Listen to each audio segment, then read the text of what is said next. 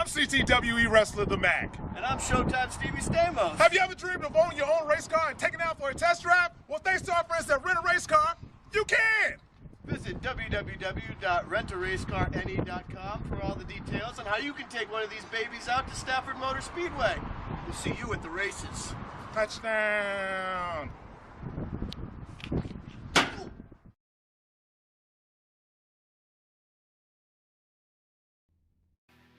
Good evening, sim racing fans, and welcome to VEINOTTE'S TV in the site of round number 4 of the RBR Maritime Series. This is the Apex Tire 150 from the Bullring at the Las Vegas Motor Speedway. 25 cars getting ready to go green for qualifying. Tim Terry, Mike James here to call all the action for you. Paul Strickland Jr., Showtime down in the production hauler and pushing all those buttons and making sure that everything gets on the air here this evening. And we are qualifying right now as the 98 pulls up to the line. I believe the 29 will be the first to take to the racetrack here on qualifying. And he is now in his spot, ready to go. That's Danny Vitch, as he will pull up in the DVS Electric number 29 to get his run going. And Mike, welcome in. We're going to get to see some qualifying here. What are you thinking out of these 25 late models we got? I'm pretty excited. You know, a lot of these familiar names in some of the series right across the board that we've seen, and you know, some big names in here tonight for the RBR series. Breaking my virginity here tonight at a little Viva Las Vegas. So excited to be at the Bullring, and we're looking at Daniel Vitch, the 29, on the screen right now, throwing down his first lap as he gets the green flag, and we'll see what he throws down here in lap number 1. They go reverse from practice time, so Danny Vitch was the slowest driver in the practice session. He goes to P1 on lap number 1 of one car to take time so far to 14:89. Lap number 2 will come by at this time. His lap of record will come up at a time of 14:864, so a little bit quicker on lap number 2.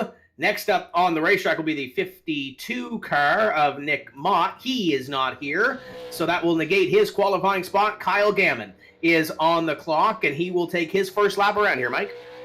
Yeah, the 98 looking sharp here tonight. Beautiful paint scheme for Kyle Gammon as he comes around for his warm-up lap. We'll see what he's got. Not accustomed to this time trials here in the simulator, but kind of digging it here in the RBR series, and pretty excited on who's going to take the pole here. Could it be Ashton Tucker or some of the fast ones that we've seen? Be interesting to see. Nicholas Noggle in here in the 8 as well. So some pretty familiar names throughout the Maritimes in this series. And the Diamond Water Treatment, number 98, Speedy Auto Center, Bedford on that race car, goes to the top of the board through 2 cars at a 14:69. So Kyle Gammon is the quickest. He is the tech guy on the East Coast Mini Stock Tour, and a driver that he's helped out throughout his storied Mini Stock career is a newcomer, and Brandon Lively going to go for a spin in corner number 2. So he might have helped him out in the real world, Mike, but I think Kyle might need to give Mr. Lively a couple of pointers here as went for a loop. Might be a little bit of jitters going out early, cleaner racetrack, and once again, coming out of turn number 4, steps on it a little too quick, and Lively's time will come up at a 14:74, so he will get a time in, but obviously not the time that he wanted to put on the board. Next up on the racetrack is car number 19 at Derek Gates. Gates is on the clock right here. Yeah, we'll see what Gates has here in his warm-up, but Brandon Lively having some issues there on the last qualifying laps. A little loose, and maybe some adjustments going into the main event here tonight. But we're seeing the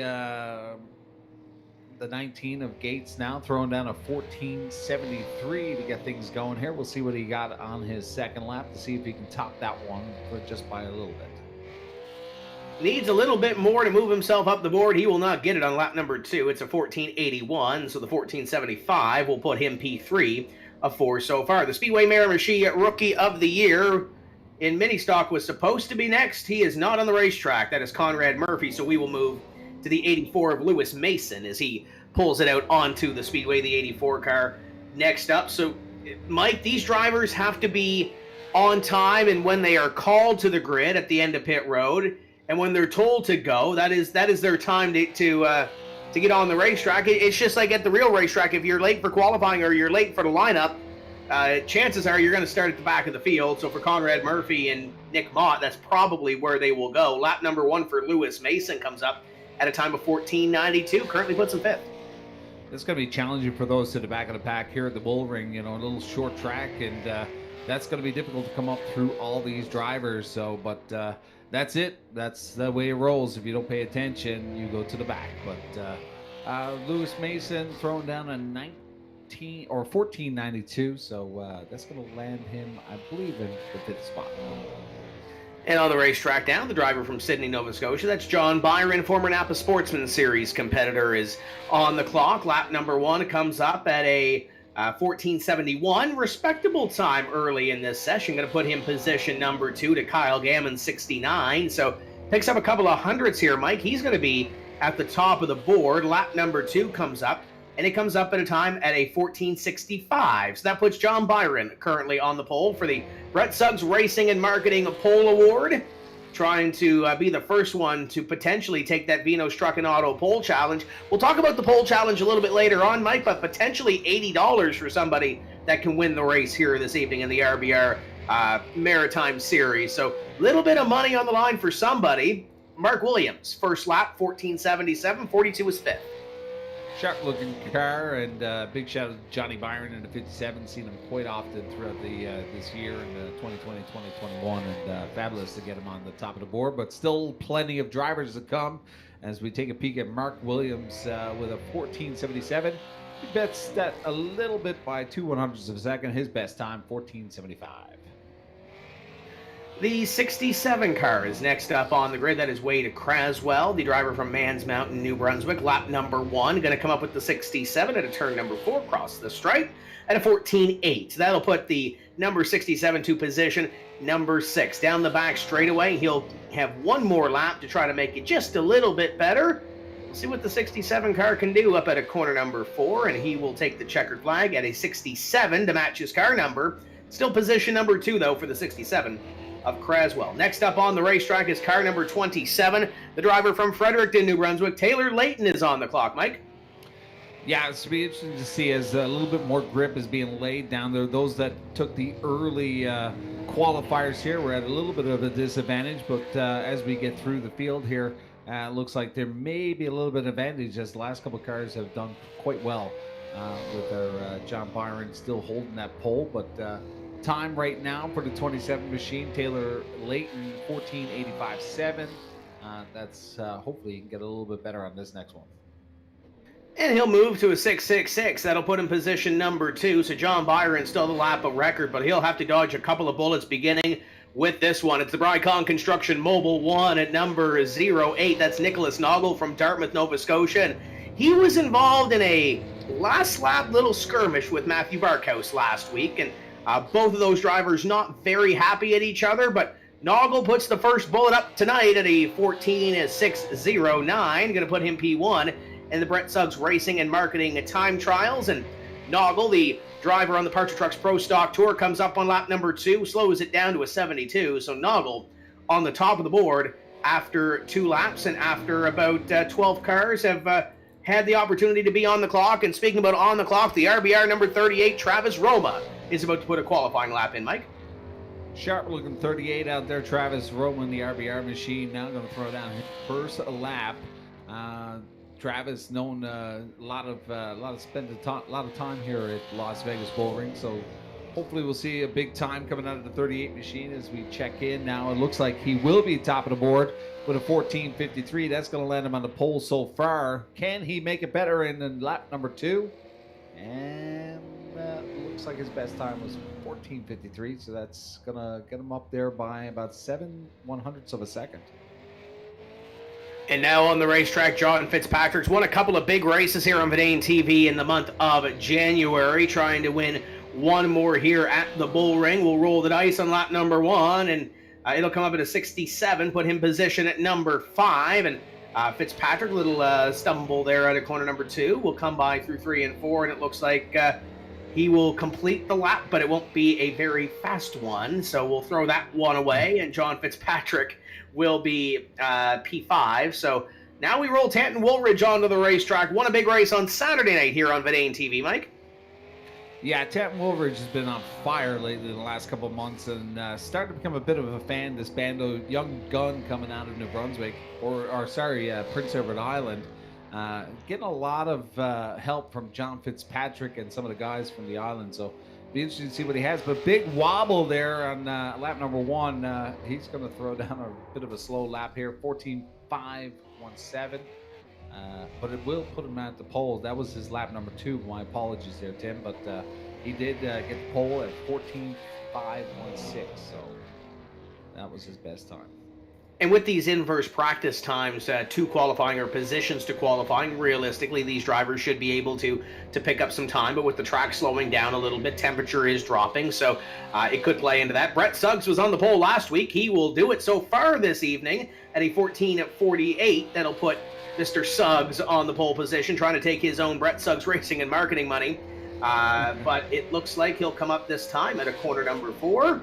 And he will put in a 48 for his lap of record. 14.54 was his last lap. Ryan Messer does not answer his call to the qualifying grid, so we will put Mike Rhino on the racetrack. The driver from Lawrencetown, Nova Scotia, is on the clock, and we'll see what he can pick up. And looking at the times, and I know Butterbean last week mentioned this a couple of times, trying to mirror what you did in practice and try to put that on the board. If he's able to do so, Mike Rhino would be on the pole, but it doesn't look like it's going to happen. His lap of record is a 14.54, pulls it into the pits. He will currently be in position number 4, and now the Royal Volts, number 83 of Chris Roma on the racetrack. And Mike, if these drivers here mirror their practice time, they would put it on the pole position, but we'll see what happens here. The practice time for Roma was a 47.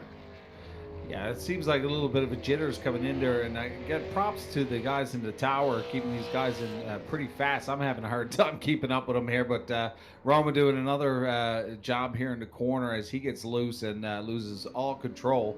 But he will get a time on the board. Lap number 1 was a 14.65. That's going to land him in the 6th position. Not too bad in row number 3, but we got still plenty to come as Dave Cassidy enters the track in the 13. Dave's had a couple of good runs here as of late on Vidane TV in the couple of leagues and couple of races that we have covered. And we've only got 6 drivers remaining in this Brett Suggs Racing and Marketing qualifying spot. So we'll see what Dave can do. Lap of record at the top of the board is a 14.48. Lap number 1 is a 14.70. He's going to wish he had a little bit more on that. Mike, it's currently 12. Yeah, well, still plenty of time here tonight, and Cassidy is one to see who come up through the field, so we'll see what he got here. But 14.702, that's 14.665 is going to be his best time. That's going to land him around the 11th position. No, sorry, 8th position. Yeah, so he's going to have some work to do, but it's 150 laps in the Apex Tire 150, so he'll have plenty of laps to work, and Craig Tully has put it in the fence on the front straightaway. The R. Kaiser's Auto Clinic, number 5, 5th to last in qualifying, and I guess that's not the proper one. He's going to have a lot of damage to that one, Mike, if he can put at least... Well, he can't put... He actually, you know what, and I'm going to send this to Paul Strickland Jr., because he can explain this just as well as I can. In qualifying, if you have a 1x or a 0x, any sort of incident points, it negates your time. And Paul, I think he hit the wall right at the finish line, so it would negate both laps, I think. I think you're right, because he would technically be wrecking during 2 laps there. You're right, Tim, because as he's hitting the wall, he's pretty much right on the line, and then lap number 2, he's already going to be in the wall. So yeah, I think you're exactly right, Tim, that negates both of those lap times. We'll see what Matthew Barkhouse has here on lap number 1, and he goes to the top of the board. It's a 14.424, and he's picked up from his practice time that he put up a little bit earlier of a 43. So Barkhouse at the top of the board. 3 more drivers to come. Does he better it on lap number 2? Survey says no. Seems like everybody's slowed down on that second lap, Mike. And Alexander, currently on the racetrack, the R&R Kinsman Auto Salvage CRF, number 75. Out of 100 Americans surveyed, how many have said Mike Alexander will take the pole tonight? We'll find out in just a moment as we continue with the game show here on RBR 75. Mike Alexander looking real slick here tonight, a little racy.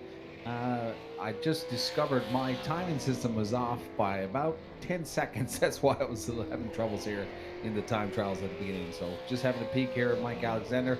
Throws down a 14.54. Will that be topped? And that is, I believe, his best time. 14.552 was the So last run. that'll put him position number 5. That was the driver last week that won the, or had the opportunity to take the Vino Struckinato pole challenge, and he'll be 5th in line if it does come back to him, but with $80 on the line, it may not get there. We've got 2 drivers left in Brett Suggs Racing and Marketing pole qualifying. Lap number 1 for Mr. Caden Tufts, and it's going to come up at a 14.54, going to put him position number 7. He needs to find about a 10th in order to get up, or actually more than a 10th, to get to the top of the board and top Matthew Barkhouse. We've seen drivers slow down on lap number 2, and that's, I don't think, going to be faster than the second lap. It's a 15.29, so it puts Caden Tufts in P7, with one driver coming out onto the racetrack, the Remax 250 champion and the champion of the Petty Raceway and Speedway 660 Pro Stock Series. The Ashton Tucker machine is on the clock, Mike. Yeah, and Ashton Tucker's been pretty slick in the simulator just of recently throughout the last couple of months. So we'll see what he has. He's had a fabulous summer in New Brunswick and throughout, but he's getting loose there. A lot of these drivers are having some difficulty with the control of the vehicle coming out of that corner. I'm just wondering what it's going to be like once we get into the race, if the rubber will get reset once we go to the main event here in the simulator. But that's not going to do it for Ashton Tucker, but his best time on the board was a 20.14, so that's a no-no. Looks like Matthew Barkhouse will be the pole setter, and he's going to take home a bit of cash. Yeah, a little bit of a cash bonus from Brett Suggs Racing and Marketing for that one, and you'll see your qualifying results on the screen, and we'll see a couple of drivers start at the back of the field. So Ryan Messer, Nick Mott, Conrad Murphy did not answer their qualifying time for time trials. They will start at the back. Craig Tully, Ashton Tucker having issues on their qualifying lap, and we'll see who ends up taking the pole challenge presented by Vino Struckinato. So here's the deal, Mike. There's $80 on the line for one of these drivers. It's offered to the first 5 drivers in order. Only one driver can take it.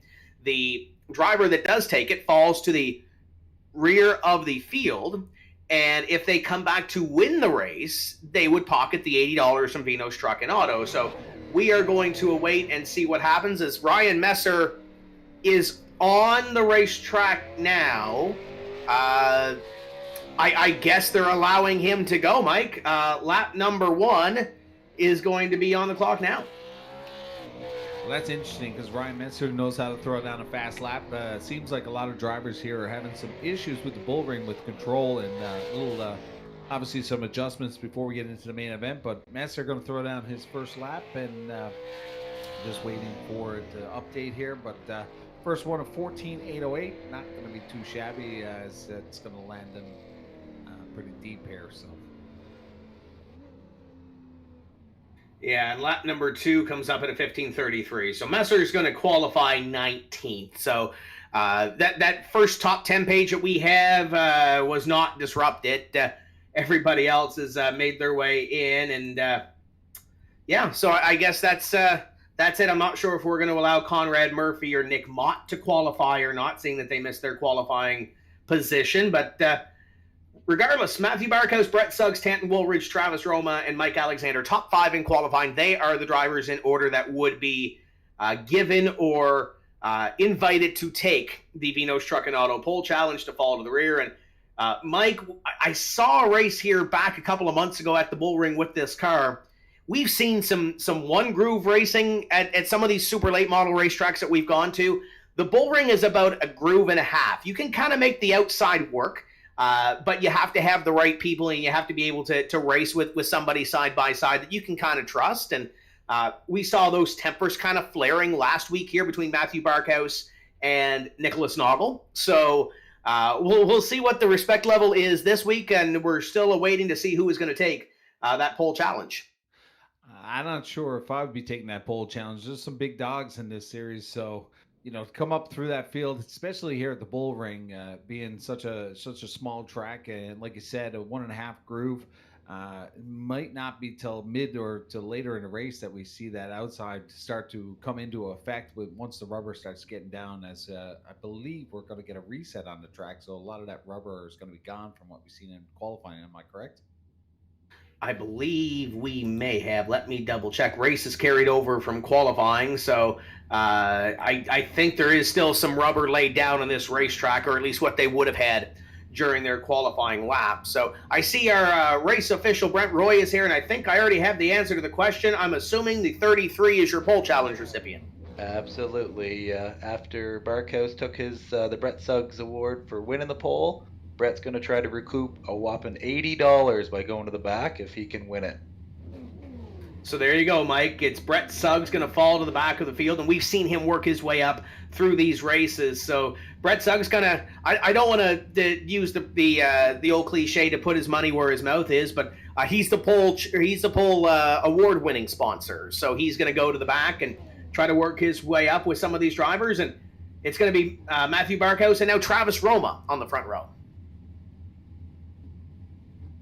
Yeah, and row number 2, that is Tanton Woolridge, and then that is Travis Roma on the outside. Yeah, so we'll move up that outside line. You'll be able to see from the top of the ticker approximately where your favorite driver is starting. If they're starting on that outside row, move them up 2 positions per se, or move them up a row. So it'll move the 34 of Mike Rhino up to row number 2. It'll move Nicholas Noggle up to row number 3, and so on and so forth. We are just awaiting for the field to roll off, and the final couple of cars near the back to get into their proper position. Conrad Murphy, Nick Mott not in the race session, so we are waiting the final driver to hop in, and then there it is. We're rolling off, getting ready to go green and do this for 150 laps. And Mike, I love the Bullring. I'm excited to be here. I actually got to call a national race here for U.S. Legend Cars back 2019, so I'm familiar with this racetrack. I enjoy this racetrack. Actually, it was 18. But I enjoy this racetrack. Love this area. And you can see that's a great shot there from the top of the tower. That is the big oval at Las Vegas Motor Speedway off of 3 and 4. This is a great racing facility. Well, anytime you go to Vegas is a great time, racing here in Vegas is unbelievable. And we'd like to get back there once this pandemic is over. I know for sure right now you'd like to be in the United States. Chasing some of the big weeks. We got the Clash on tonight, and lots of activities with the League of Legends, and as well as Speed Week. So, but pace car is off. We're going to get set here. Matthew Barkhouse will get the hammer here on the start here with Travis Roma to the outside. Working through 3 and 4, we will see the green flag, and we are underway for the first of 150 laps, presented by Apex Tire, round number 4 of the RBR Maritime Series. And side by side up in front, the Xander Sainz Celtic Air, number 15, and Matthew Barkhouse hops out to the early lead, the RBR 38 of Travis Roma in second, and side by side for third. How about the 34 of Mike Rhino? Great qualifying effort this evening. He's taken a couple of pole challenges, followed the rear a couple of times this year, Mike, and now he's well up here. A great qualifying effort to position number 4, and we have a caution. Yeah, Mike Alexander was hard charging there, but with the yellow flag coming out, that's not going to be what we're going to see. But that's going to bring in our friend Showtime Paul Strickland to take us back in time to have a peek at what transpired. Yeah, just backing up the Fatheads Eyewear instant replay, see if we can find out what went down here towards the back of the pack. Looks like it may have happened right after the restart or the initial start of the race here. Just taking a quick peek through the tapes to see if we can find out what went down. And just running through, looks like it may have had something to do with the 5 car. A little bit of 3 wide action back here. Pull up the tape there. You can see the 19 3 wide in between Mark Williams and a 42 and the Sheriff there, the Gammon machine. But not seeing exactly what went down. There we can see the 19 gets around and collects the... Can't tell which car that is from the far away shot, but good news is it wasn't a big hit. Doesn't look like there was too much damage on that. A little bit of bent up sheet metal, but that's not the worst case scenario here at the Bullring for these guys. And I believe that might have been the number 70 of Brandon Lively, but Mark Williams has taken fault for that. But I don't think it really matters, Mike, because it should be, I believe, no fault. So we'll send those 2 drivers involved to the back of the field, and they'll have to work their way back up over 150 laps of competition. Still plenty of racing to go here. And these drivers, you mentioned it off the top, a lot of familiar names that we're used to seeing here on Vidane TV. They race with each other. They know their drivers, their limits. They know the respect level. They know what one driver can and cannot do. So it kind of helps them in the sim. And some of them do race in real life. And we've talked previously here on Vidane TV about some of these drivers maybe not racing with each other in real life, but it gives them the opportunity to do so in the sim. You've got a four-cylinder driver in Matthew Barkhouse. You got a late model sportsman driver in Travis Roma, a Bando, Eastern Super Mini Cup alum of Tanton Woolridge in behind. You've got Mike Rhino, and then you got Mike Alexander, who's won a hobby stock championship and drives late model sportsman, raced pro stock in the past as well. So you've got a mixture of real world drivers up here in the top 5 as well. Yeah, and I think that's why the fans love this these series just so much, to tune in and to watch some of these young guns like Tanton Woolridge and so on. Some of these bandos getting to race against some of their heroes, and that's the big deal, to see some of these young guns come up and also see some of the veterans, the craftiness and the respect here on the board. But we're going to get a restart here on the 15 Celtic Air Machine.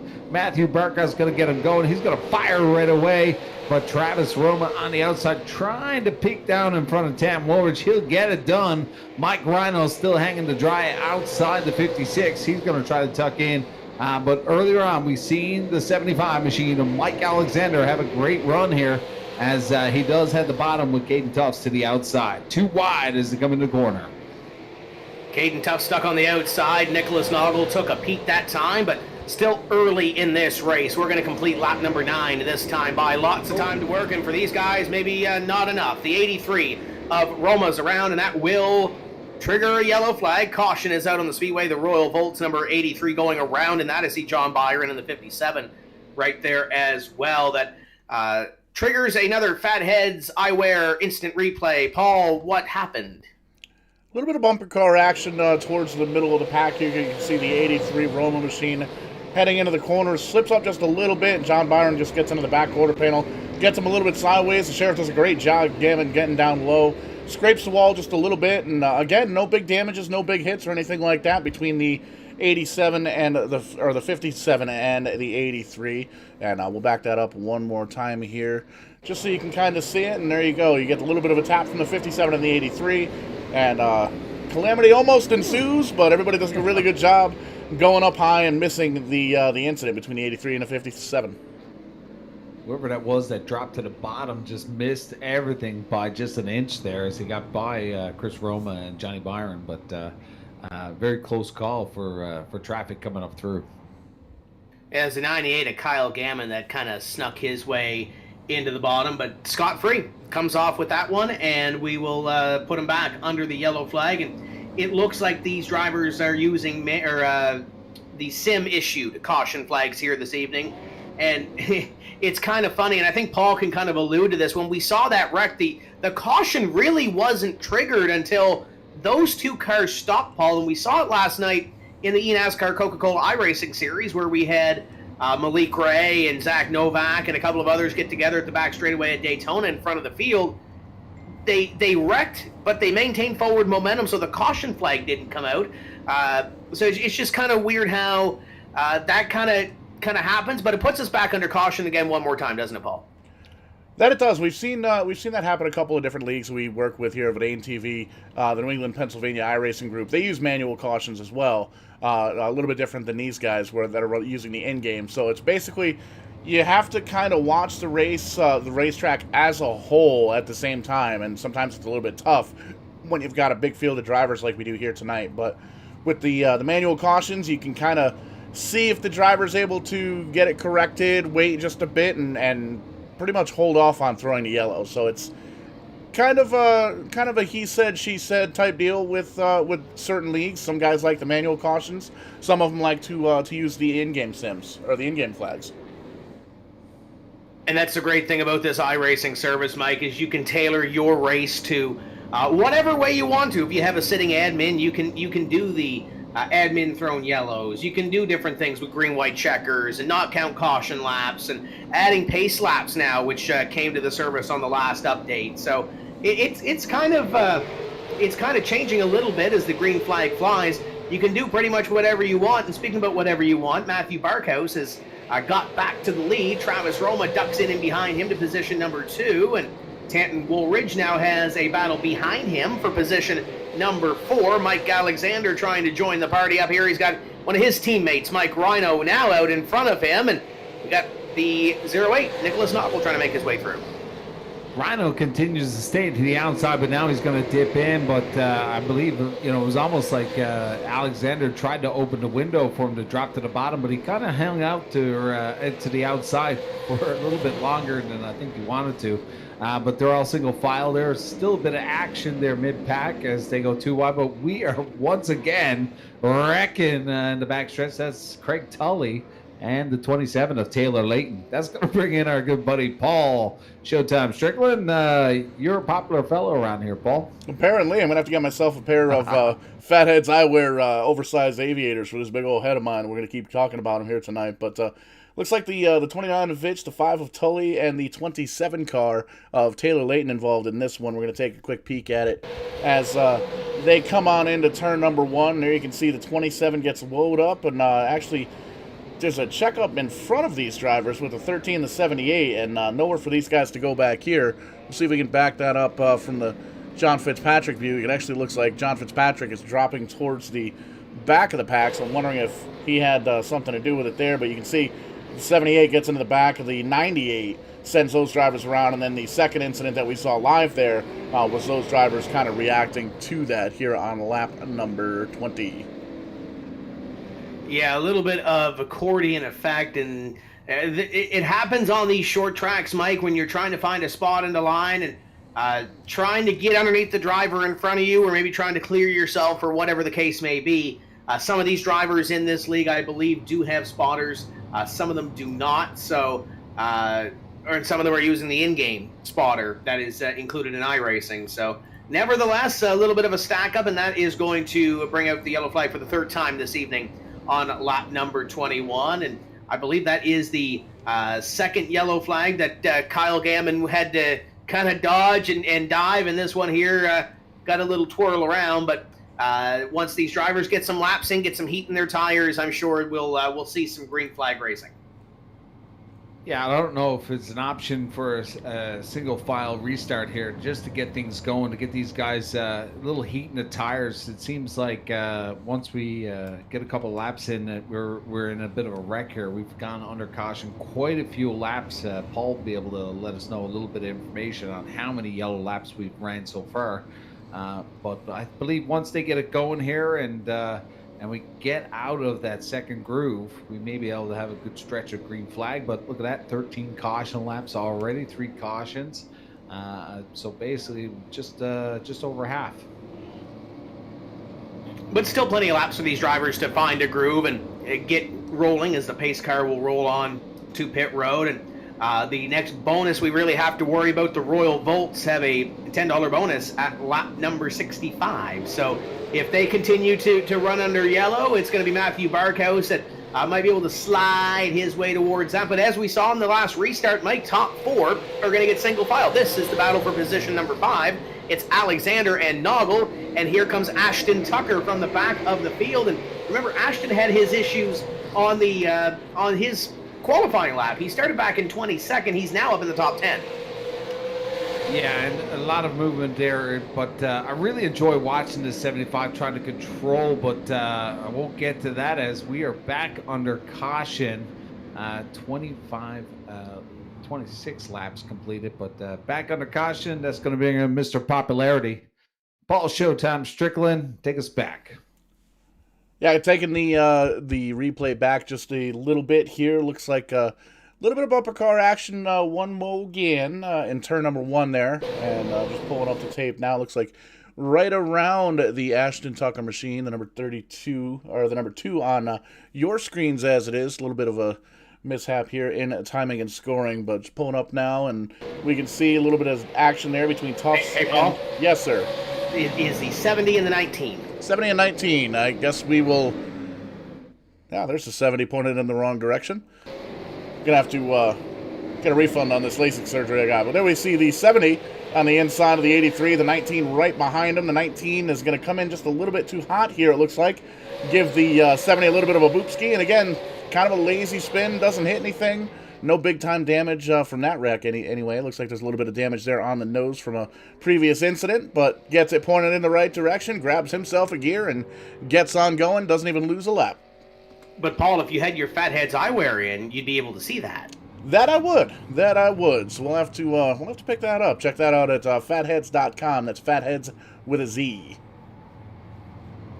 So the caution flag flies one more time here, Mike, on lap number 28, and Mr. Roy must have been listening to you next door. We have changed to single file restarts to see if we can get a little bit of this show in and get a little bit more green than there has been caution flag laps on this one. And it'll play into the hand of Matthew Barkhouse, who leads this one, Travis Roma, Tanton Woolridge, Mike Rhino. They've been your top four pretty much since the start, and Mike Alexander in position number 5. And it's got to be frustrating for these guys up in front. I know from a race control perspective, doing some races, that it can be frustrating, especially when it's the same couple of cars and the same percentage of the field, I guess, Mike, that's, can't get it straight. But hopefully with this single file restart, they'll be able to help them find some racing room.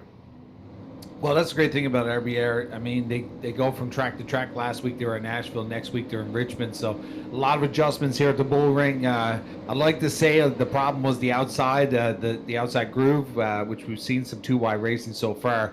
But it seems like a lot of the guys just coming in a little bit too hot in the corners and getting into the back bumper. But hopefully we'll get things going here and get a great green flag stretch as Matthew Barkhouse comes around turn 3 and 4, gets the hammer, and off they are. And Barkhouse, total control, as you see Ashton Tucker now trying to go to the outside, dips to the bottom once again. But we are looking at a surge right now from the 34. Mike Rhino dips to the bottom of the 56. That's what I'm talking about. This is what you like to see here at the Bullring. A couple of outside-inside crossovers in the early parts here on lap 32. And then behind this little pack, we got a side-by-side battle. It's not anymore side-by-side, but it may become one. Nicholas Noggle around in the 08 car saves it. It's going to trigger a yellow. Caution flag will fly on the speedway. We're not going to take a look back at it because you saw it live, and it just looked like Nicholas Noggle thought he had the position, and Ashton Tucker barely had the boot in the door, and that is what brought the yellow flag out, I do believe. Just looking through the field to make sure that there was nothing else there, and there is definitely not. So that is the yellow flag, and we talked earlier about the iRacing sim. When you allow it to throw the cautions, sometimes it throws stuff that's a little bit, I don't want to say early, but they were able to save that one. But nevertheless, under the yellow flag, as the pace car will work its way down on the infield and catch this field, hopefully, on the back straightaway here. Yeah, premature, but we see it at the racetrack sometimes. Flagman throws that yellow, trying to keep everybody safe in the real world. But unfortunately for that one, they did a beautiful save. But back under caution on lap 35, Ashton Tucker has reported on pit road. Not sure. He is now not with us on the server, so that's going to end his night. 22 cars still remaining in this main event. Everybody still on the lead lap, Tim.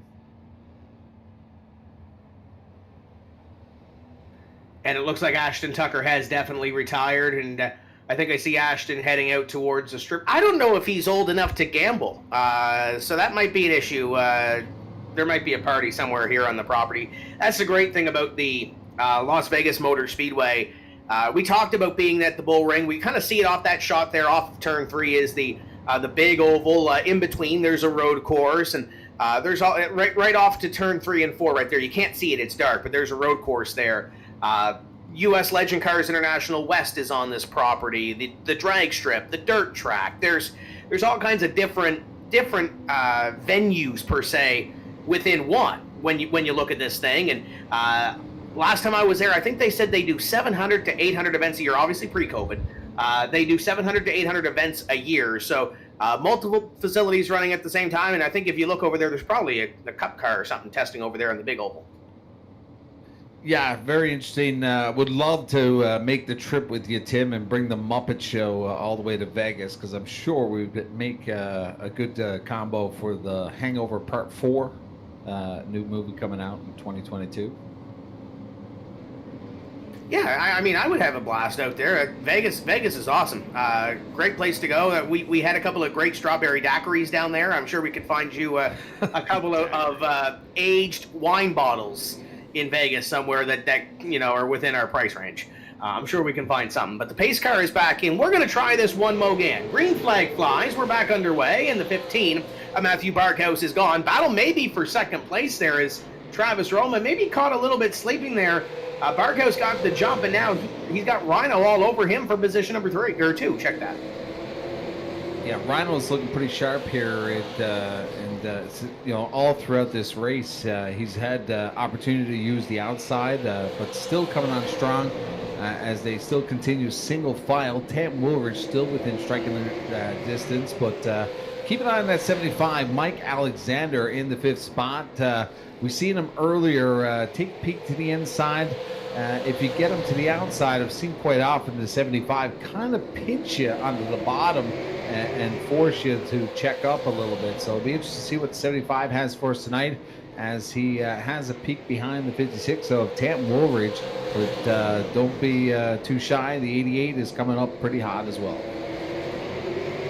So single file here throughout the first couple of positions, and I think this is the opportunity for these guys to get some heat in their tires and ride. The one thing we really haven't mentioned all night long, Mike, that is if these guys want tires, there's an extra set of tires sitting down in the pits, but I don't think they've got a good heat cycle in them this evening to at least want those tires down on pit road. And with this single file line to the inside, track position may be more key than ever, but we have seen drivers move up. We mentioned Ashton Tucker prior to that caution flag moving up.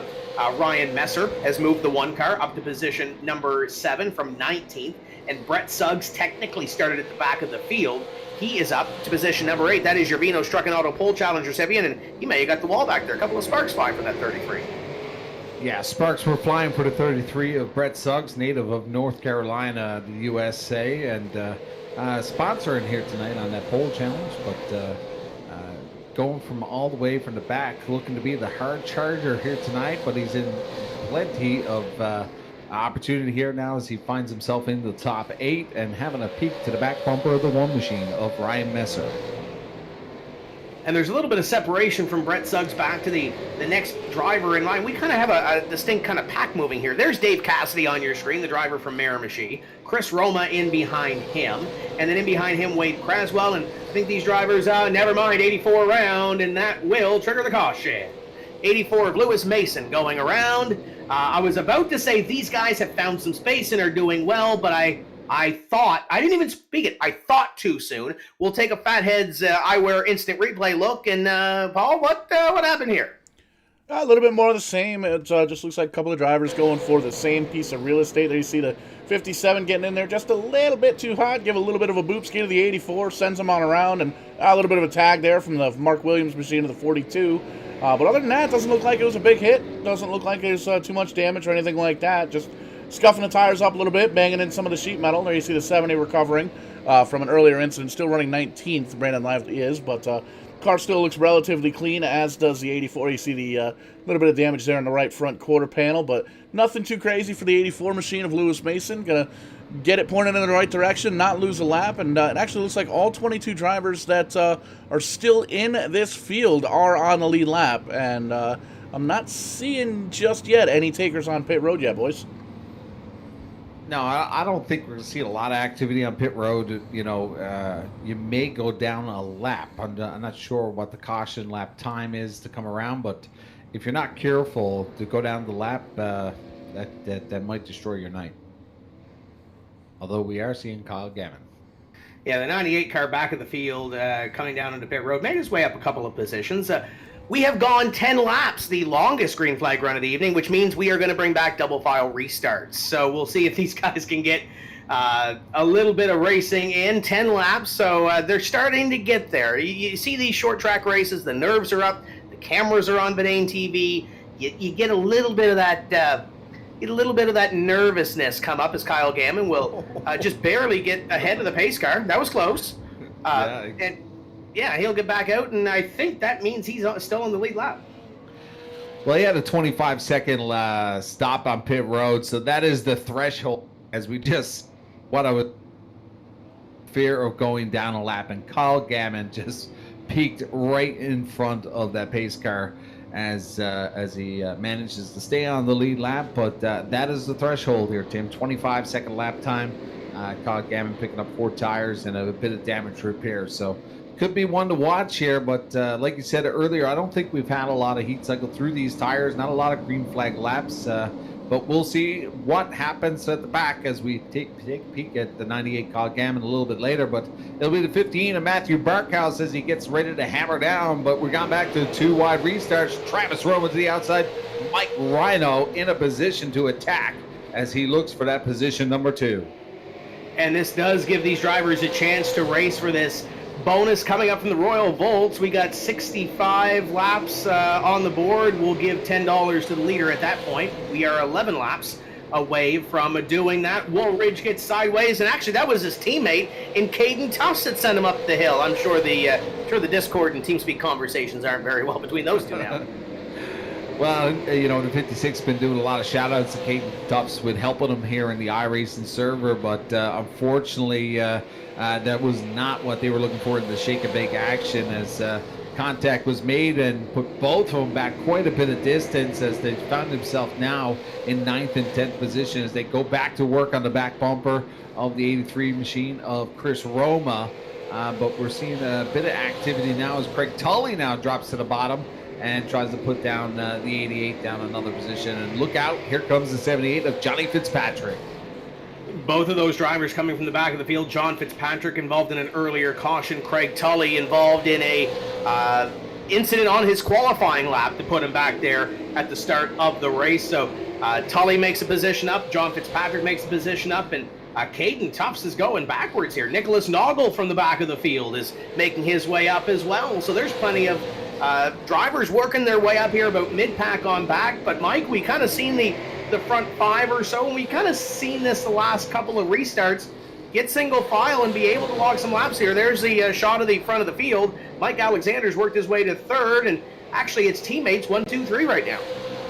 Yeah, Alexander took full advantage of that restart on the bottom, and Travis Roma got kind of hung out to dry as Alexander got to the back bumper of the 34 of Mike Rhino, and then caused the 38 to kind of hang back a little bit and slide into that 4th position. But 1, 2, 3 it is for Barkhouse, Rhino, and Alexander as they try to control it here as we get close to the halfway mark. 62 completed, and I believe that's going to bring 13 laps to the halfway point. And only 2 more laps or 3 more laps, check that away from the Royal Volts 65 lap bonus. So we're gonna rock $10 off to somebody here for a contingency bonus. The 15 of Matthew Barkhouse has 2 laps to seal that deal up. Mike Rhino in the 34 is hot on his bumper, though. We've seen Mike Rhino run well in some of these races. He's a former Maritime iRacing League champion, but he hasn't been able to crack the cork in a while. Let's see if he can get one here. It might not be the lap 65 bonus, because next time by, looks like that Celtic Air number 15 is going to take that Royal Volts 65 lap bonus. He'll come by out of 4 and open the cash registers for $10. But now the 34, he's going to be concerned about winning this race, Mike, and Mike Rhino's doing a great job up here. Yeah, Rhino's, what I've seen early parts, Rhino's kind of was starting to make that outside work for himself. So I'm not sure what the setup he has in the 34 machine, but it looked very fast at the early parts of this race. Now that we got the heat cycle back in, we're seeing a little bit of a different race than what we've seen earlier on. So, but you see him dive in there and kind of check up behind the 15. I got a funny feeling the 34 is quite quick here tonight, a little bit quicker than the 15. And this is on the first set of tires. Contingent, they don't come down and take a second set, but this is the I don't want to jinx it. This is the longest green flag run that we've had. The 34s look good on the first 10 laps or so, but we'll see now how far and how good he is on the next 10, 15, 20, 25 laps to try to push it a little bit and make that second half work. I think Brent Suggs, I think Travis Roma right now, keeping those 2 drivers in front of them, at least in check and at least honest. The 75 of Mike Alexander, a little pressure from the 38. The 1 of Ryan Messer, a little pressure from the 33. So these top 6 right now seem to be the class of the field because it's about a second back to Dave Cassidy. Yeah, and a couple of drivers like Suggs came from the back. The 1 had a horrible qualifier, so he's come up, but unfortunately for you, that's going to be the caution as lap 71 is going to bring back that yellow flag, which I believe is going to bring in our friend Paul Showtime Strickland to take us back just a little bit here. It's the 84, Paul, for the second consecutive caution, but it wasn't the 84 going around. It was the 84 doing the helping, I guess, if you want to call it that way. So, Paul, will send it down to you at the Fatheads Eyewear instant replay and see what happened here on the back straightaway. Yeah, you can see the 84 of Lewis Mason just kind of gets in there real hot and almost looks like he missed the brake pedal entirely. Just got right in the back of the 27 and sent him out into no man's land. Tyler Lighton getting shot up there, and you can see doesn't hit anything too hard. He obviously backs into the outside wall there, and there you can see just a little bit of damage on the back side of the number 27, but it doesn't look too bad. Not all that worse for wear. Still going to be on the lead lap here as well. So under caution one more time, but no big damage or no big issues. Well, that's going to bring us up to about the halfway mark here, or Tim, as we're going to be under caution here on lap 75. So halfway, hopefully quite a bit of green flag laps, but we got a bit of activity on pit road. John Fitzpatrick is going to give it a shot, as he's going to give up that 12th position as he heads down pit road for some tires. And it looks like he is going to take, I believe, 4 on this car. He took at least right side tires and then took lefts, and now he is down and away on that number 78 car. So 4 tires for the driver from Charlottetown, Prince Edward Island. He'll start at the back of the field. That'll be his extra set of tires, and halfway, if these drivers up front decide to pit, then he'll be, I think, in good position. But you want to talk about a guy that knows strategy. You've got a guy like John Fitzpatrick running up here, and he knows a thing or two about these strategy races. Yeah, John's won a couple of races, but my good friend Paul has thrown up the Cup Series on my screen, so we're watching a little sneak peek at the Clash here, and it looks like Denny Hamlin is in front, and my good buddy Truex Jr., the 19. So a couple of Gibbs cars up front, but the 12 car, Blaney this year, running NASCAR home tracks, new Smyrna Speedways on the rear pillar of that car, so unfortunately that's all we're going to see as we get back to the race here. Green flag action. It's going to be Matthew Barkos, Mike Reno in row number 1, but Mike Alexander and Travis Roma in row number 2. And there's a green flag. Matthew Barkos has been perfect so far on these restarts. It's time to... Oh, caution. Yellow flag is out at the speedway. And we are stacking them up on the restart. And we will bring up the Fatheads Eyewear instant replay. And... It looks like, Paul, Nicholas Noggle missed a shift. Everybody in behind them was wrecking to avoid it, I think, but roll the tape. Roll that beautiful bean footage. We're going to take a look at the restart, and you can see Nick Noggle out on the outside there in the 08, and you can see that's exactly what it was. Either missed a shift or shifted back downwards. Again, just a quick little lazy spin, no big damage, no big hits. There you can see the Sheriff, Kyle Gammon, and the number 98 around the 70 around as well, lively. But it doesn't look like any big hits, no big damage, no couple of crinkles, but that's it. Just another lazy spin for a quick caution. Are we under caution again? We are under the yellow flag again. I've just come up with a hypothesis, Tim. But what's that now? They are not drinking and driving. They are watching the Clash and also driving. Well, you mentioned it being February. So the NX Winter Nationals are on right now. The World Series of Asphalt's on right now. You've got all kinds of different things that are going on in the month of February and around this week or so. So there's plenty of things going on to what could potentially distract everybody. But here's the deal, and we'll go back to it doesn't matter if it's real racing or virtual racing. Sometimes at the racetrack you just have a bad night. It doesn't matter if you're the 4-cylinder division or you're the pro stock super late models. You're the headline division at your racetrack. Sometimes you just have a bad night, and these guys in this Apex Tire 150 are having a bad night right now. I don't think it's the racetrack. I don't think it's the setup. I think it's just these guys having to adapt. For these guys, Mike, for these guys up in front, for the top eight or so, I think they have pretty much pristine, clean cars. Some of these drivers at the back, some of them not getting caught up in matters that weren't their own, but they're having a rough night, and we'll try to get it going once again. We're on the second half of this race, though, so we're on the back end. Takes us back to some memories of myself and you at Eastbound International on some of those late races, so we'll call it that. Just sometimes it happens, but that was an interesting night through turn 1. I think we did it 10 times that one lap, 26. So green flag's going to come back out in the air, and lap number 82 as Matthew Barkhouse comes around for the hammer here. But look at this, Mike Rhino to the outside, and Travis Roma is going to take full advantage to the bottom here. And look at this, Ryan Messer will get to the bottom and try to get to the back bumper. That could be difficulty for the 34 and the 75, as now the 75 drops to the bottom, and Mike Rhino's going to find himself in a little bit of trouble here on the outside, as here comes Brett Suggs. Suggs kind of poked the nose to the inside of that number 75 and kind of backed out of it. Now, that's a gentleman move from Brett Suggs, because you look at it, the pole challenge recipient, you look at the little incident there, he goes back to the inside, and it's wise of him because there's still plenty of laps to get this done. He also knows that this race has got a couple of caution flags mixed in as well, so you've got to go, but you can't be aggressive to go and be that next one to bring out that caution. 100%, and I think what we just seen just then, the 75 kind of tried to help out Rhino just a little bit to try to get him to the bottom. Did not want to see him go back too far. But he kind of checked up on Brett Suggs, and Brett Suggs was not too happy with it and took full advantage of the attack. Suggs, a bit of a gentleman, does not get a lot of incidence points, did it gracefully and got around the 75. But now the 75, Mike Alexander on a full attack on the 33 of Suggs.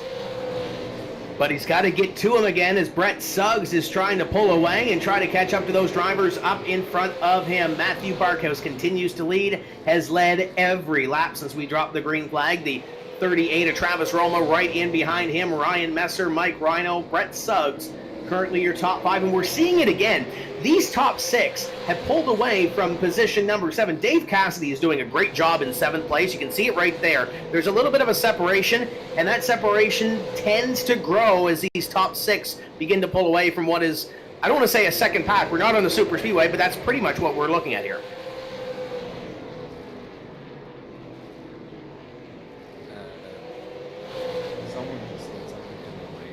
Yeah, and I don't want to spoil it for everybody that's watching the Clash, but I think Paul's got the Clash on the other monitor, but don't want to spoil it for anybody, because that would usually mean something, and they'll come after us with pitchforks. So I really don't want to spoil that at all, but look at the lead. The 15 is starting to build here. I was like one of those deer in the headlights just then. Someone said something in my head, and I was just like, where are we going with this?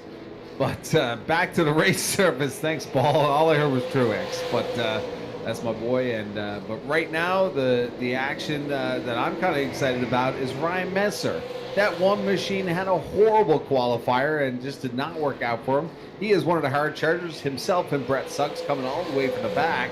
And you know, this could be Messer's night, as he's been working pretty hard here tonight to get into that P3 position. But back to that restart, Tim, we had a bit of a flip-flop where on that inside, and that really was an advantage for the 38 machine of Travis Roma. And he's able to take position number 2, and we got a caution on the speedway. We saw one driver there to the inside, and that will trigger a caution flag. I believe it was John Fitzpatrick, potentially. No, the 08 of Nicholas Noggle is on your screen, so that will be the caution, I do believe, and Paul will back it up for a Fatheads Eyewear instant replay, and we will see what triggered the yellow flag for the 9th time this evening. Paul? Yeah, it looks like the 29 of Daniel Vitch got himself a little bit out of shape here. We're going to focus in on the 08 of Noggle, and there you can see a little bit of help there. The 70 gets into the back of the 29, just kind of a slow, lazy spin once again. He gets into the corner panel of the 08 of Nicholas Noggle, gets him spun around, and sits there on the bottom of the track, just really nowhere for him to get around, get that thing spun around without crossing up the racing groove. So does a pretty good job there of waiting for everybody to get by. Doesn't want to jam anybody up. Still looks like he's going to lose a lap here. So still 21 drivers on the lead lap. The 8 car of Nicholas Noggle going to go 1 lap down, it looks like.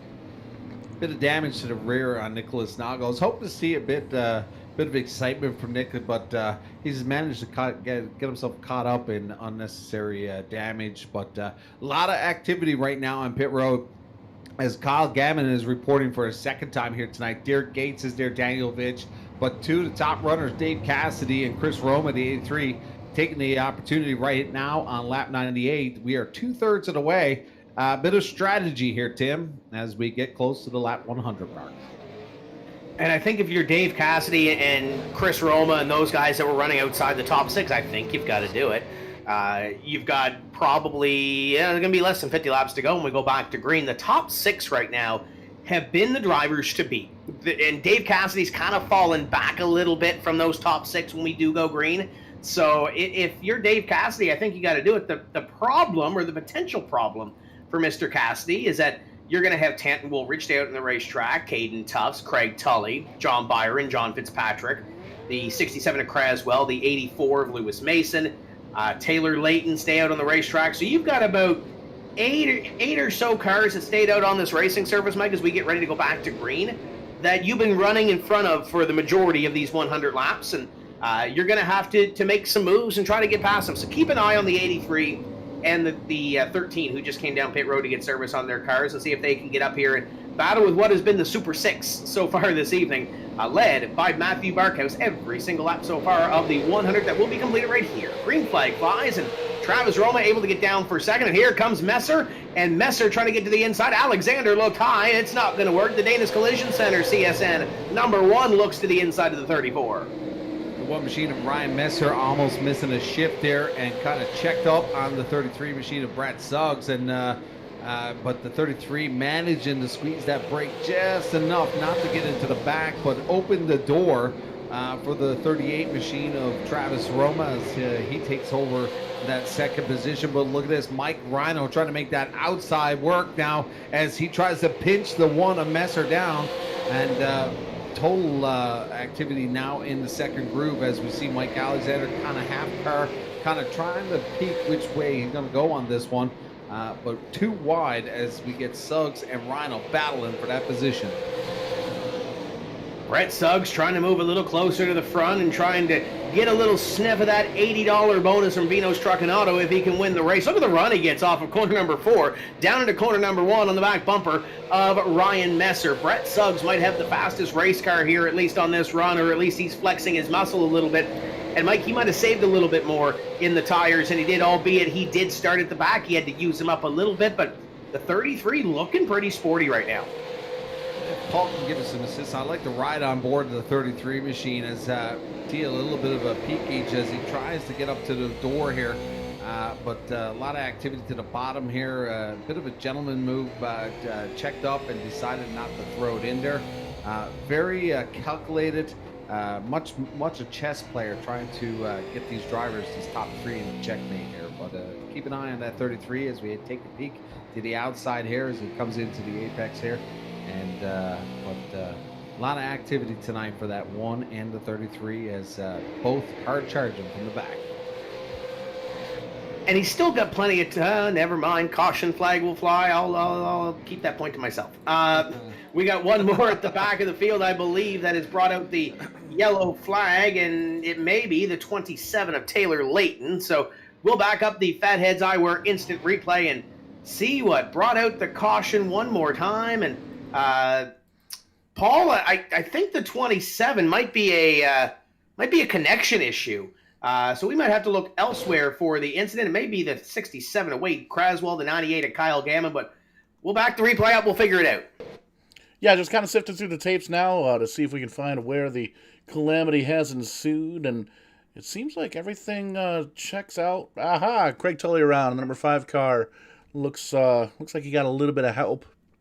But we'll back this up a little bit, and we'll give it to you in real time. Looks like you got a little bit of help from the 57 car, but we'll give it to you in real time. There you see it, a little bit of a boop.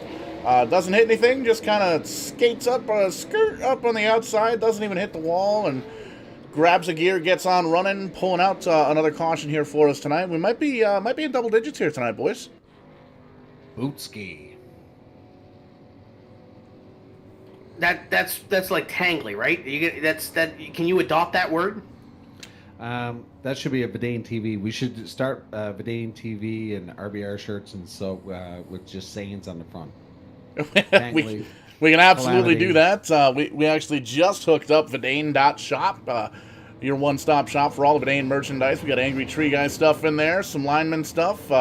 Two Drunk Esports is over there, so maybe we'll get some Tangly shirts, a little bit of a Bootski shirt going on. There you can see Nicholas Noggle going around for the free pass recipient, so that's going to put him back on a lead lap. 19 cars now on the lead lap. But, yeah, check out VEINOTTE'S. We got a couple of shirts in there. We just added a Moodus Light shirt in there, kind of a knockoff on the Nectar of the Gods Bush Light, and a lot of ideas that we could be spitting around and maybe putting up in the Vidane TV merchandise table.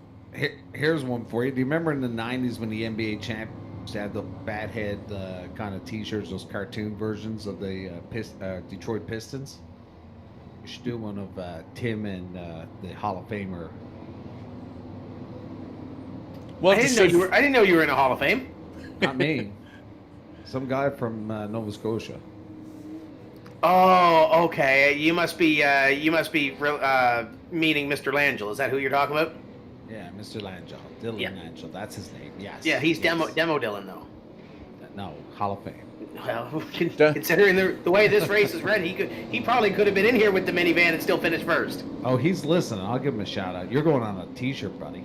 But we're going to go back green flag. The 15 machine of Matthew Barkhouse will get it going, but Ryan Messer now and Suggs to the outside of row number 2. So, man, oh man, almost a little bit of tic-tac-toe there as they get it going here. Ryan Messer, Mike Alexander to the outside of the door of the 1.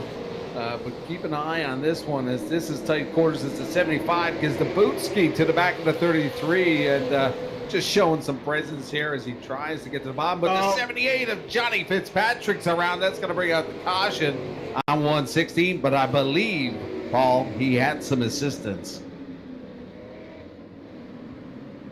Possibly some assistance there for the number 78 getting sent on around, and we're going to pull up the Fatheads Eyewear instant replay one more again. Doesn't look like he's going to drop back too many spots here in the number 78.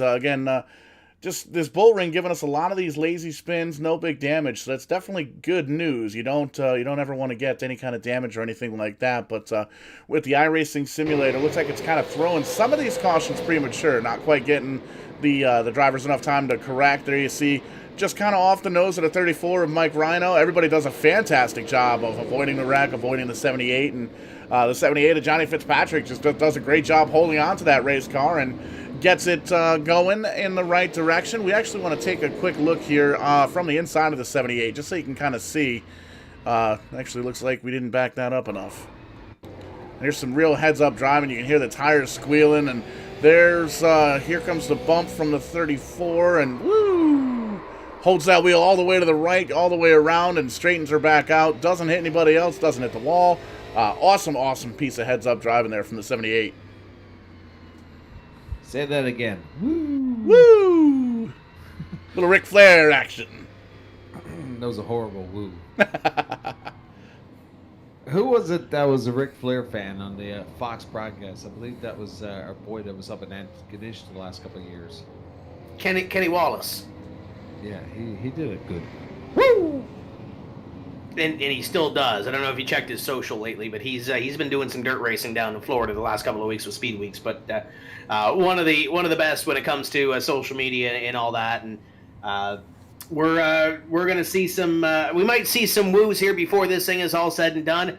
I like the chances of Brett Suggs. He can now see the front row. He was on the outside of row number 2 that last time. Messer kind of backed up that inside line a little bit. It's almost like he didn't get going when Matthew Barkhouse did, and kind of stacked up. He got a little bit of a shot in the shorts from the guy behind him, and it allowed Brett Suggs to get to the inside. So now he'll start on the inside of row number 2, and the custom Matco number 33 looking pretty good. And we do have a Xander Signs Best Looking Car Award for this series as well. And Paul, we're getting ready to go back to green, but quickly, how's that working out this year? Well, you'll be able to check out the RBR Maritime group on Facebook. They're going to post up pretty much everybody's paint schemes that's going to be in the running, and we're going to have a vote. You'll be able to check it out on Vidane TV. We'll be sure to share it here before the final championship race coming up here in a couple of weeks. But basically going to be able to take a look at all these paint schemes as the green flag drops, and Matthew Barkhouse gets a fantastic jump. He's been doing all night, but you'll be able to vote on Facebook for your favorite paint scheme, and that's going to be the winner of the Xander Signs Best Looking Paint Scheme Award. Tim, on that restart, the 15 kind of comes off the fuel. I just noticed, first time I ever seen him do it, but I think he's been doing it a while.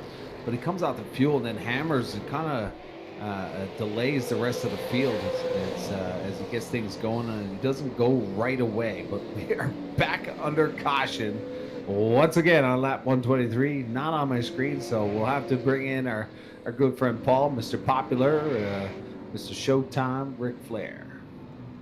Woo, woo, woo, woo. That was horrible. Loading up the old Fat Heads Eyewear instant replay one mo again, and gonna see if we can find the Calamity, and there it is. Didn't have to look too far, because where there's smoke, there is in fact fire. Looks like the 42 of Mark Williams, another one of these quick little lazy spins, as we've been seeing all night long here at the Bullring. We're going to focus in. The 42 gets a little bit of shot of it in the shorts there from the 08, and Danny Vitch does a great job going low, and everybody else does a good job getting around the number 42. No big damage there, as you can see on your screen, and the blinking in the background, the strobes and the pace car coming off of pit road there. But the Clark's 42 gets spun around, grabs a gear, gets on going, still in the lead lap. 19 cars, it'll be 20 cars, looks like, on the lead lap at this point.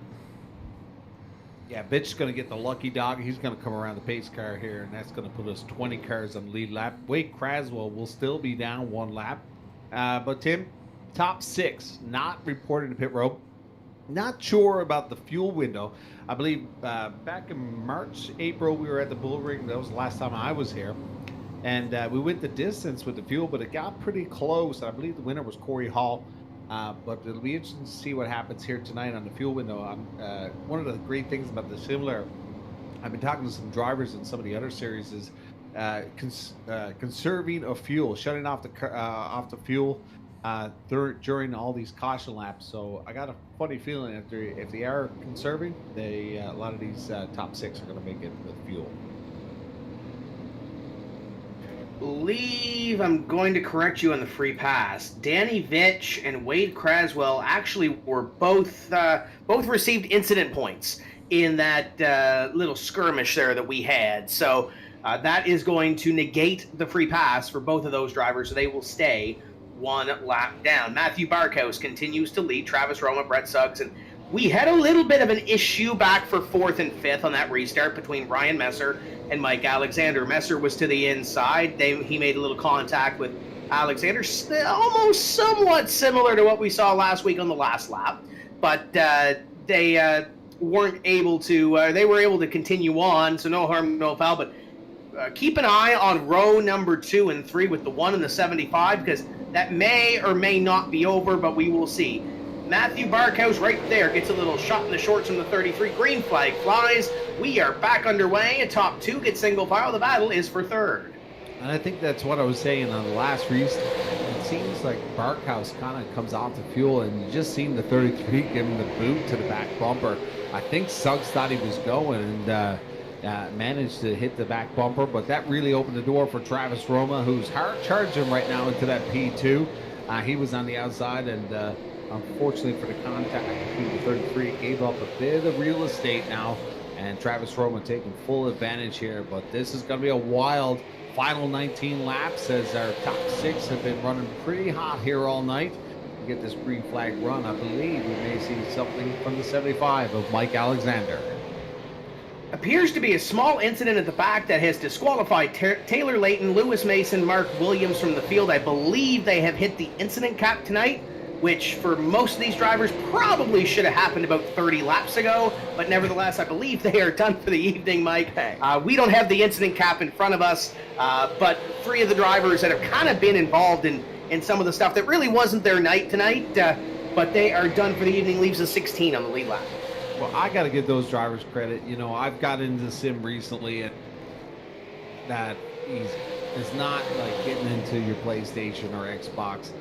These cars are so tight, and you know, the amount of time and effort that iRacing has put into the simulator make it as real as it can get. But unfortunately for those drivers, it's not their night. RBR going from track to track. Last week Nashville, next week Richmond. Sometimes that can be difficult for drivers, but unfortunately for them, that's their end of their night. They've reached their incident cap, and we're going to get things flowing as 14 laps ago here, Tim. Will it be Barkhouse, or could it be Alexander, Suggs, or Travis Roma, or will Ryan Messer make a charge here? I think it's going to be between these four, or potentially Ryan Messer. Chris Roma, caution flag is on the speedway. Chris Roma's made his way back to 6. We documented earlier, he and Dave Cassidy pitted under one of the caution flags. Roma's been able to make it up. Dave Cassidy's still stuck at around position number 11. So yellow flag one more time here this evening, and we'll slow him down. We'll have a restart with less than 10 laps to go. We're showing the number 29 on the screen and the 08 of Nicholas Noggle. We'll see if that was the reason. And actually, I think it was a little bit of the ways in front. And we'll see what transpired here to bring out that caution flag. And Paul, I mentioned Dave Cassidy, and Dave may have been the culprit along with the 19 of Derek Gates. And there's another one that Derek is probably close to that 28 mark as well. But we'll back up the Fatheads eyewear instant replay to see what happened. Paul? Yeah, and we've seen the 13 of Dave Cassidy do a great job, just kind of hanging on right outside the top 6. Came down a few caution laps ago to get tires on that machine, and here you can see, looks like he gets into the back of the 19 car, kind of shoots him on around, and man, just a tough break for those drivers involved. You see, we'll back it up one more time here, and just right under the back of him. Another quick little lazy spin. Doesn't even, I was going to say it almost doesn't look like he spins it all the way around, but the 19 involved there. So tough break for the 19. The 13 going to be in the back, probably the back couple of cars on this lead lap here. 16 cars on the lead lap, less than 10 laps to go here at the Bullring. This is going to get exciting, Tim, on this restart. Matthew Barkhouse has had all of the restarts throughout this whole 140-lap run here, and we've seen quite a few through these cautions. Suggs will get the opportunity to be on the inside of row number 2. He had the peak on the last one, and unfortunately misread it and hit the back bumper and lost a lot of momentum, opening the door for the 38. Will Suggs make that mistake again? I don't think so. So it'll be very interesting as we get to 8 laps to go here. It will be a shootout, Tim. I don't know, but I'm not sure which one I'm going to go with. But Ryan Messer also had a good run there in the last couple of laps, about a 1/10 of a second faster than the rest of the field. So Messer got a bit of speed here, and he will be on the outside of row number, or the inside of row number 3. Time may not be on his side, though. The one thing I'm going to watch here is the 15 and the 75. They're both in the same team. They're probably on the same Discord or TeamSpeak channel. So Matthew Barkhouse is probably counting down the 75. So he may be able to get a better jump than the 2 RBR teammates in the 38 of Roma and the 33 of Suggs. We'll see what happens here. The 15 has been lights out all night long, dominated this race. Green flag flies. Look at the restart from the 38, though. Roma on it and almost comes down in front of his teammate, and Brett Suggs going to see the 75 now to the outside. That was almost big. And exactly what I was saying. It's almost like a start and then back on the hammer, and Suggs had to check up, and his teammate thought he was clear and almost took out each other and opened the door for the 75. But Mike, Alex, oh boy, we're under caution once again. This is going to be a final shootout here as we get going here, but we're going to see another caution. Hopefully this is the last one. This is the... Mike, it's the second run in between teammates. The 88 and the 56 are is the first contact for this caution flag. The Dark Moon, I believe, teammates. The Randy Jackson HVAC 88 goes around Paul, and that brings out our caution. Yeah, a little bit more of the same here. The Bullring, you can see the 88 gets into the back of the 56 just a bit, and their 34, Mike Rhino, into the back of the 88. There's a big hit. Big front-end damage for the number 88. He is able to grab a gear and point it in the right direction, but there you can see the nose of that 88 car of Caden Tuff's completely smashed in, so it's going to be tough. He looks like he's scored 11th or 12th right now, dropping on back as he's heading back towards the back of the pack, but man, it's real tough. Just taking a look at the timing and scoring, the top 5 have been out on track all night long. Chris Roma, 6th place right now. Came down pit road for tires about 50 laps ago. So it's a wonder if those fresher tires are going to be playing in his favor. I'm not quite sure if it's going to make a difference at this point because, I mean, we haven't, you could show us on how many cups we actually have run here tonight. But these guys, the top 5, have not put a lot of strain on these cars.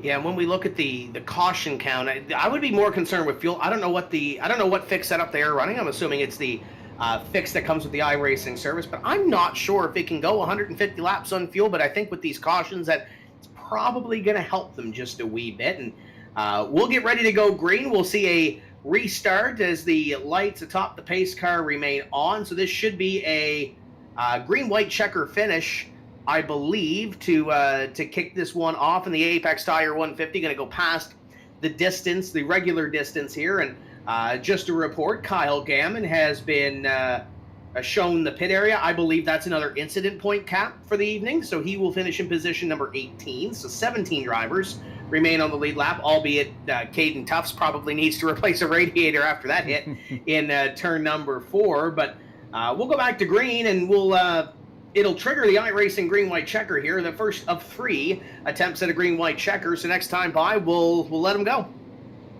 We've seen a couple of different scenarios on these restarts, and this one's going to be a new one. It'll be teammate, the 75 Mike Alexander, to the back bumper. And you said something earlier. These guys are probably on the same Discord channel, and they are probably going to count this down. We've seen a bit of a lazy start from the 15 Matthew Barkhouse. Will he fire and try to catch them all off guard? And he will this time. And Travis Roma tried to time it and does that. And they are going to go side to side, door to door. Suggs trying to get to the bottom, but the one of Ryan Messer's got the door shut. Will he let him down? And no, here comes Ryan Messer into 1. Roma still to the door to 75. Tim, it's going to be white silk coming out for Matthew Barkhouse. Take us home. White flag is out. The teammates are going to be 1-2. Travis Roma got shuffled out, and there's going to be a wreck in behind, but it's Matthew Barkhouse wire to wire. He'll win the Apex Tire 150. Mike Alexander to 2nd. Ryan Messer to 3rd, and everybody else behind. Wrecking. Absolutely. Travis Roma is going to finish at 8th after starting that last restart in position number 2. So there is your finishing order, and for Matthew Barkhouse, it's a podium finish like it was last week, Mike, but a little bit easier to get there this week. Learn your restarts, and he was able to pull away. He schooled them tonight out in front. Yeah, he dominated this whole 150 laps. This is not his first time at the Bullring, so obviously he had some notes taken from the last time he was here.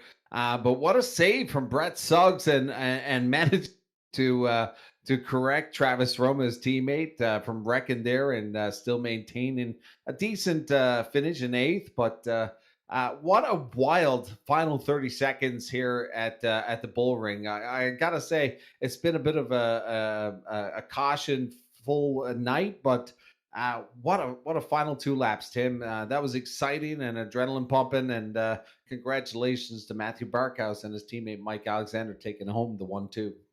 And Brett Suggs coming home in position number 4, not able to collect on the Vino's Truck and Auto Pole Challenge, so that will roll over next week when they go to the Richmond Raceway for round number 5 of 6 in the Maritime iRacing series that RBR does put on. Awaiting our top 3 to hop into the Discord channel, as you see Matthew Barkhouse on your screen lighting it up. And Paul, while we wait for them, let's change up the order a little bit. What do we got upcoming here on Vidane TV? Because I know it's pretty busy. Got some NEPS action, I believe, coming up. Showtime Cup, though, is tomorrow, isn't it?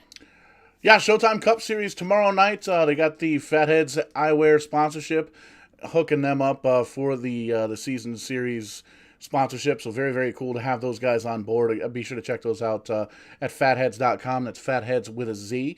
On the Thursday night, Friday night, we're actually off. We're going to watch some NASCAR racing. Thursday night, the Daytona Duels. Very excited to have real race cars on the real tracks. But it doesn't mean we're going anywhere. Vidane TV is still very, very busy throughout the first half of 2021. As we've got Saturday night, the Sim 500 Vidane Racing Super Speedway Series, brought to you by Rent a Race Car. Going to be 2 races left in that. Kevin Brown locked himself into the Fatal 4-Way Championship race at iRacing Super Speedway here in a couple of weeks' time. And he is pretty much said that he's going to try and help one of his teammates get up in there and maybe make it a tag team match for that championship.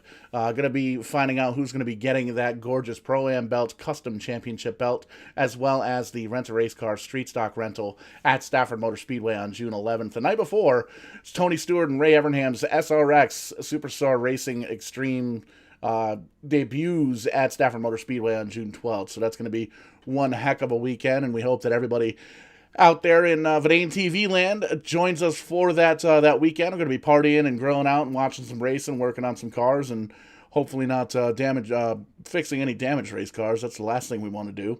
And then we pretty much kick off the week back off next week. Monday night, we're going to be going back with the Sim 500, the Trans Service Cup Series, Daytona 500K, the 4th annual running.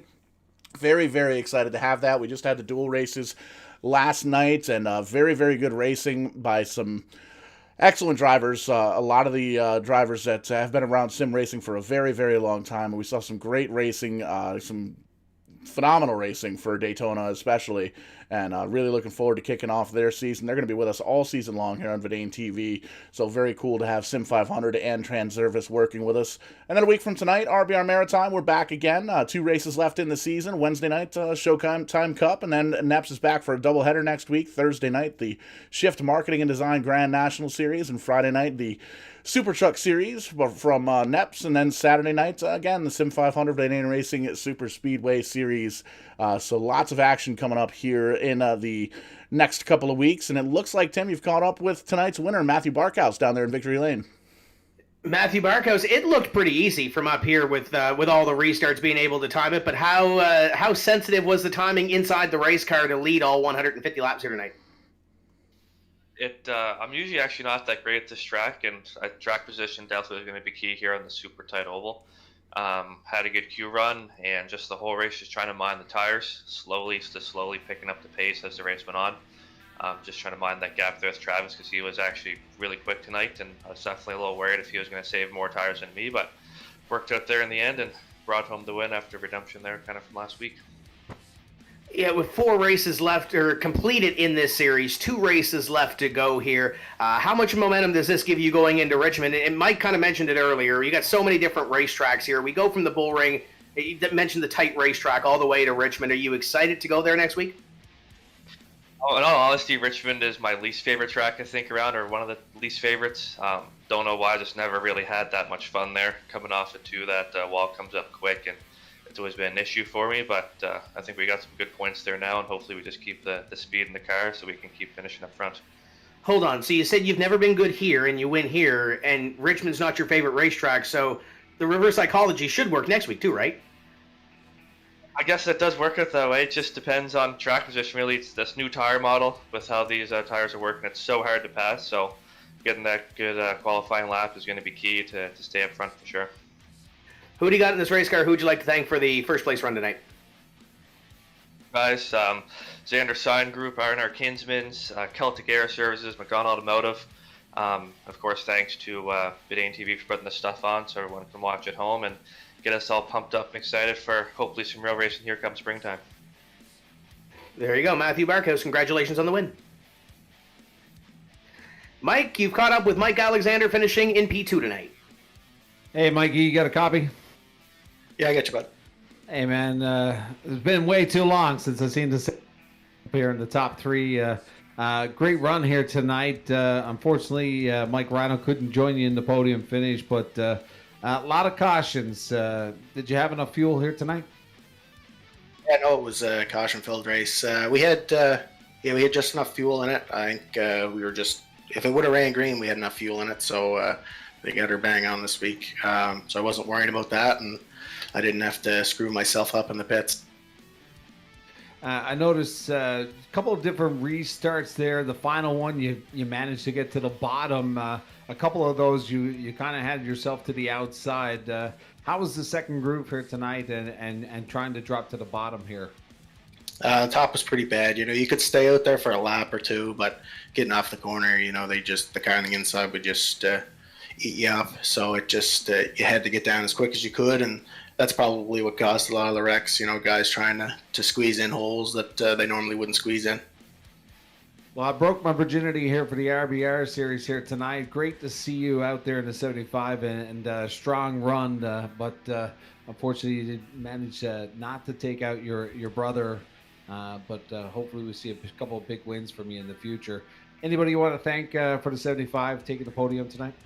I just want to congratulate Matt. He did a great job, leading it wire to wire, getting the pole, pretty dominant. Want to thank everybody that watches, you guys, RBR, them guys, R&R Kinsman's Auto Salvage, Celtic Air Services, McDonald Automotive, CRF Chassis, all the Rev guys. That's pretty much it. All right, there you heard it from the 75 podium finish, second place. I look forward to seeing you in the future.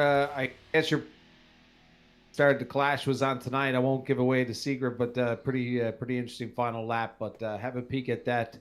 You excited about Daytona this weekend? Yeah, no, it'll be good. It won't be quite the same. We can't have a big party, but maybe I don't know what we can sort out. Maybe have a Twitch party or something like that and get together. Maybe we can get Budweiser or Coors Light to sponsor and we'll have a good time. But all right, you enjoy your week of racing activities going on and look forward to seeing you on the real racetrack this summer. Congratulations once again from all of us at RBR and Vidane TV, Bud. Bye. And Tim, do you have Ryan Messer in the room? We do not have Ryan Messer in the Discord channel, so we will go with final thoughts here and close off the Apex Tire 150. Mike, what was your thoughts on the first race here with RBR for you? I had a bit of a difficult time at the beginning, just getting adjusted with the new qualifying. I kind of like it, it really changed everything up. The drivers really didn't get a lot of peak of racing action before we got into the main event. Changed the storyline for me, but it was exciting. Some of the top drivers in the Maritimes are in this league, and exciting to watch. That final 30 seconds, the flip-flop with Mike Alexander in row number 2 at the bottom. It was exciting. Unfortunately, some of the cautions was littered throughout, but that happens. Like you said, we've had them in real life and we've had them in the sim. So really excited to see what happens here in the RBR once we get into Richmond. But big race here for Matthew Barkhouse and everybody involved.